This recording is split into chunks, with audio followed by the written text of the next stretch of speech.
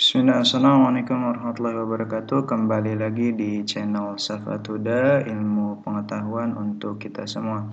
Nah, kali ini kita akan berbicara mengenai pengetahuan baru. Ya, sebelum kita membahas bagaimana konstruksi berpikir pengetahuan baru, ya, pengetahuan baru itu terbentuk dari proses seperti apa. Nah, maka saya mengingatkan terlebih dahulu ya, teman-teman mungkin di video-video saya sebelumnya sudah dibahas apa itu perbedaan pengetahuan dan ilmu pengetahuan ya, karena kan berbeda nih. Dan mana yang lebih luas ya? Yang lebih luas adalah pengetahuan. Jadi pengetahuan itu semua informasi yang bisa ditangkap oleh panca indera ya. Jadi dia masih bersifat umum, masih bersifat luas, apapun itu. Jadi ketika mulai dari kecil sampai besar ya, anak-anak itu sudah menangkap pengetahuan-pengetahuan gitu ya. Sedangkan kalau ilmu pengetahuan itu dia lebih spesifik. Dia disusun ya berdasarkan apa namanya metodologi ilmiah ya, yang sistematis ya, metode ilmiah sistematis yang runut, sehingga nanti dia spesifik gitu. Misalkan kalau misalkan contoh misalkan biologi, kimia, fisika ya, matematika gitu kan. Nah, profesi keguruan misalkan kan, pengelolaan pendidikan begitu. Misalkan apalagi teknik informatika. Nah, itu adalah ilmu pengetahuan yang memang disusun secara sistematis yang melalui metode ilmiah yang mulai dari apa namanya kerangka teori ya, perumusan masalah, kerangka teori, terus selanjutnya ada hipotesis, eksperimen, lalu mengumpulkan, menganalisis data, selanjutnya adalah mengambil kesimpulan, lalu jadilah sebuah teori, jadilah sebuah pengetahuan, ilmu pengetahuan gitu ya, yang disusun berdasarkan tadi ya metode ilmiah dengan cara-cara yang sistematis. Berbeda dengan pengetahuan dari panca indera yang kita tangkap. Nah, seperti itu ya untuk mengingatkan di awal. Oke. Nah, ini adalah kerangka atau proses bagaimana pengetahuan baru itu didapatkan ya. Yang pertama adalah bertahap dari waktu ke waktu. Ya, bertahap dari waktu ke waktu ini merupakan sebuah kepastian ya, sebuah kepastian sehingga kalau misalkan kita secara sederhana, kita misalkan dari bayi ya, dari kecil gitu ya, sudah mulai ada apa namanya meraba gitu kan, merasakan tapi belum mengerti bagaimana apa bentuknya begitu ya. Ketika kita bayi begitu ya, dia hanya merasakan meraba saja, lalu nanti selanjutnya bisa mulai apa namanya melafalkan kata-kata begitu ya. Ketika kita misalkan masih usia 2 sampai 7 tahun begitu ya, itu kita sudah mulai belajar dari lingkungan ya, sudah bisa apa namanya melakukan hal-hal yang kita inginkan begitu ya ketika kita masih kecil. Lalu beranjak misalkan usia sekolah ya 7 sampai 12 tahun,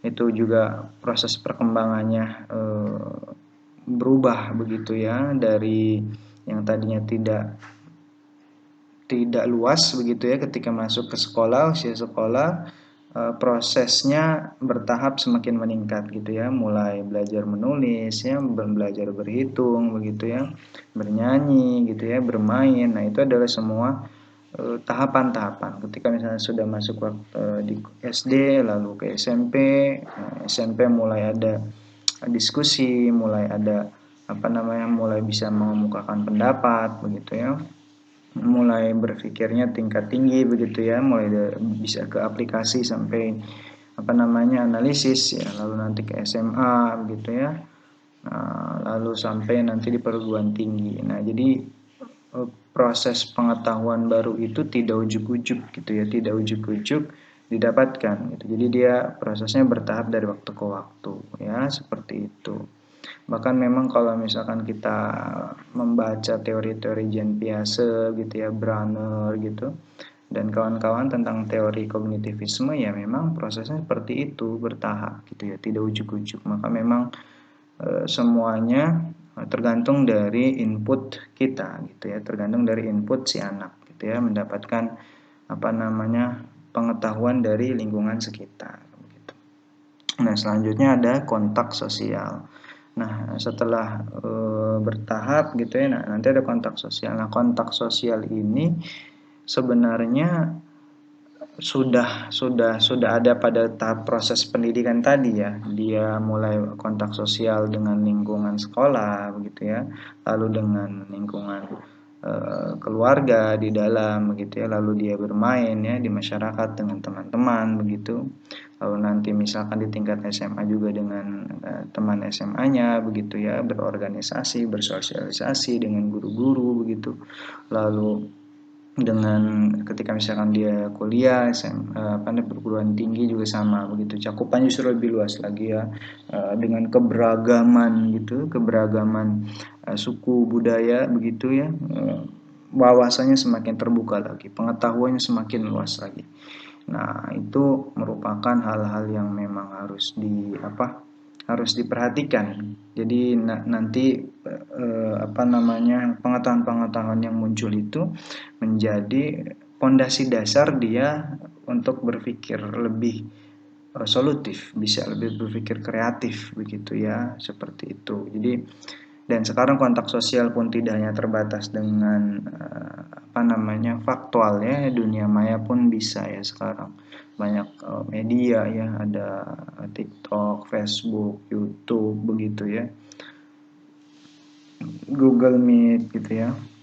Jadi kontak-kontak sosial juga tidak hanya terbatas pada dunia nyata, tetapi dunia virtual pun sekarang sudah ada gitu. Jadi sudah tidak terbatas lagi, maka semakin banyak orang bersosialisasi ya dengan masing-masing dengan masing-masing budaya ya, negara, itu semua bisa dilakukan begitu. Nah, lalu ada interaksi dengan konten. Nah, interaksi dengan konten pun sama ini ya. Terkait dengan konten di sini, konten pengetahuan ya, karena kan pengetahuan umum ya, dari media internet, virtual ya, media massa, media elektronik begitu ya. Lalu misalkan ada buku-buku, artikel, paper, jurnal begitu ya. Nah, apalagi misalkan MP3, MP4, video ya. Anak-anak sekarang justru sebenarnya kalau kita arahkan gitu ya, di anak-anak itu berkembangnya sangat amat pesat nih. Bagaimana tinggal orang tuanya saja pada saat proses interaksi dengan konten ini diberikan konten-konten yang edukatif, konten-konten yang islami, konten-konten yang mendidik, konten-konten yang justru nanti akan mengembangkan pola pikir kognitifnya ya. Tentu tidak hanya di pola pikir kognitif saja, tetapi di pola afektif, psikomotorik pun ada gitu ya, dan tidak hanya nanti mengaktifkan otak kanan saja. Maka sebenarnya ilmu mendidik ya, pengetahuan tentang pendidikan bagi orang tua itu penting, karena nanti bagaimana pola asuh mendidik orang tua itu menjadi hal yang sangat amat penting bagaimana si anak berkembang ya. Maka ini harus kita cermati juga nih untuk para orang tua seperti itu ya, karena menjadi tanggung jawab kita sebagai orang tua.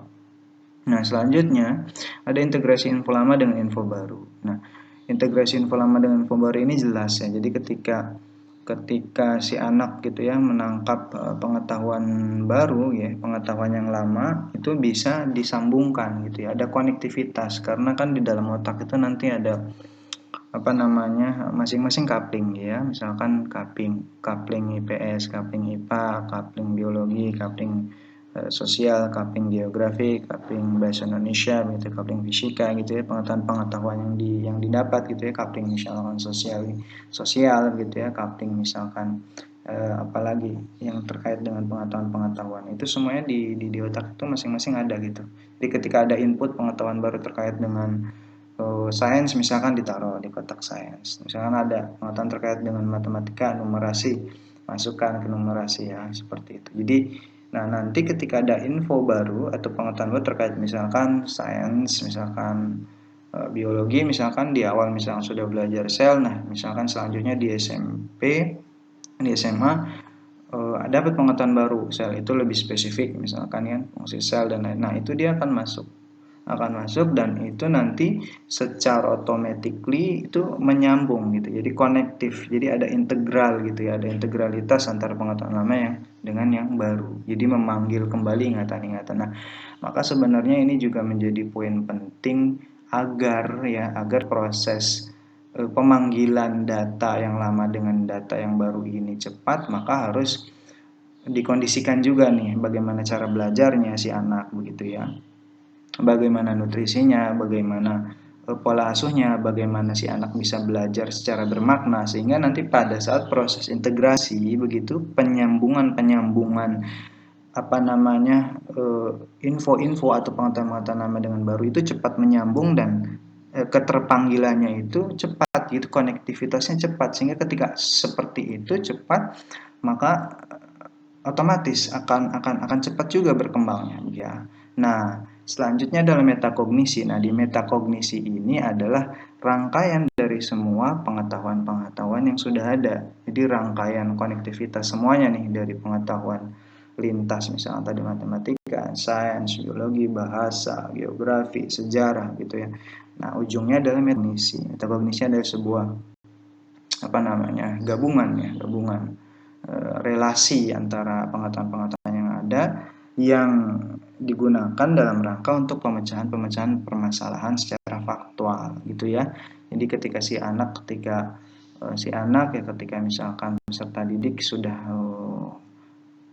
belajar gitu lalu diberikan soal, diberikan permasalahan yang misalkan secara faktual pun, nah otaknya bekerja bagaimana menyelesaikan permasalahan ini. Kalau misalkan sekarang di Merdeka Belajar itu prosesnya project, nah proses pertanyaan-pertanyaan itulah proses project itulah yang harus dilakukan. Nah, di dalam itu metakognisi sangat amat penting di dalam rangka menyusun proyek, perencanaan, melaksanakan evaluasi sehingga menghasilkan produk.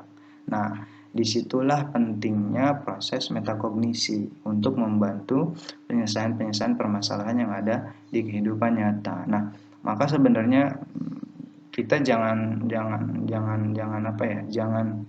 menganggap bahwa misalkan matematika buat apa sih belajar pusing-pusing tapi nggak dipakai sehari-hari. Tidak, itu sebenarnya sangat amat berperan di dalam rangka untuk meningkatkan kemampuan kognitivisme ya, kognitifnya begitu, dan nanti itu keterkaitannya juga dengan afektif dan psikomotorik. Maka itu semua itu semua ini adalah proses tangga bagaimana kita mendapatkan pengetahuan baru yang ujungnya nanti ada di metakognisi ini si anak bisa bisa mengaplikasikan ya di dalam kehidupan yang nyata yang real ya, seperti itu. Sederhana saja itu ya. See you next letter. Assalamualaikum warahmatullahi wabarakatuh.